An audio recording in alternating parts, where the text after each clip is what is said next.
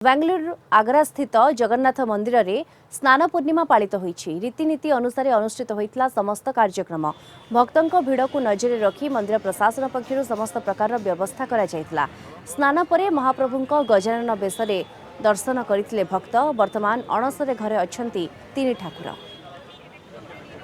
देवस्नान पूर्णिमा रे मंदिर जगन्नाथ बेंगलुरु स्थित जगन्नाथ मंदिर आग्रा जगन्नाथ मंदिर महास्नान आयोजन करमिति पुरी में रीतिनीति रही। सका पहंडी आरंभ होता पहंडी यही ठाकुर स्नानमती की आसी जहाँ सब जल पूजा ठाकुर को बेश हो महास्नान सरी। महास्नान पर यापर गोटे बेले आमर छेरा पहरा हम छेरा पहरा पर हाथी बेश होगी पुणी साण मेला पर राति 8टार पुणी ठाकुर अणसर घर को जीवे।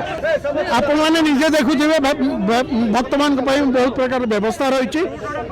आम ठाकुर कौन व्यवस्था करूँ ठाकुर तांकर निजर व्यवस्था निजे कर आम किए आम मात्र छार मनुष्यटीए आम कौन व्यवस्था करूँ सबू तांकरी दयार श्रृंखला चली। हाथी बेश वर्षे थे प्रभुंर गजानन बेश आहा कि सुंदर आउ लोम टांकुरा भली क्षणी आ से हाथी बेश विभिन्न प्रकार समस्त प्रकार देव देवी आशीर्वाद हेतु आसी गजानन बेश वर्षे थे हुए। ठाकुरंकर नीति नियम सरला पर गजानन बेशर समाप्त हुई तापर ठाकुर अणसर को जाती। ठाकुर स्नान है मंदिर पंचोपचार पूजा भी है।